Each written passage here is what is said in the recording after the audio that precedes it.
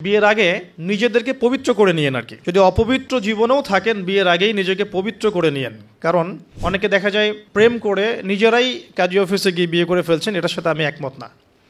কারণ এখানে সাক্ষীর প্রয়োজন আছে, অভিভাবকের প্রয়োজন আছে, মোহরের প্রয়োজন আছে, কালিমা লা ইলাহা ইল্লাল্লাহর উপস্থিতিতে খুতবার বিয়ের প্রয়োজন আছে।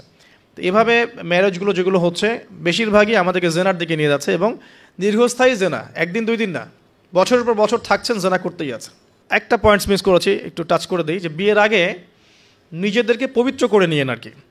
যদি অপবিত্র জীবনেও থাকেন বিয়ের আগেই নিজেকে পবিত্র করে নিয়েন। কারণ এটাই স্বাভাবিক যে একজন পবিত্র সত্তা আরেকজন পবিত্র সত্তাকে পাবে, এটাই স্বাভাবিক।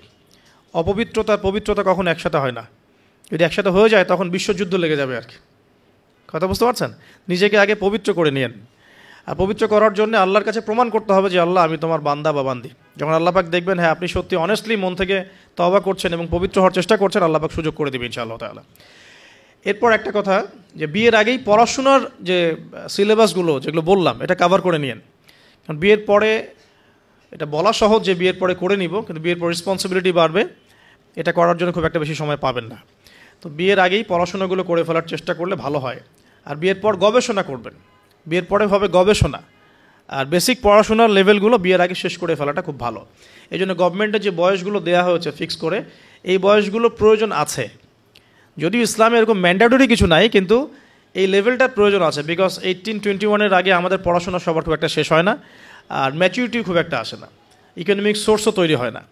বিয়ের আগে কমপক্ষে একটা হালাল ইকোনমিক সোর্স তৈরি করেন, নাহলে আপনার গায়রত ব্যক্তিত্ব কমে যাবে। যখন পুরুষদেরকে কারো কাছে হাত পাততে হয় তখন তাদের ব্যক্তিত্ব কমে যায়।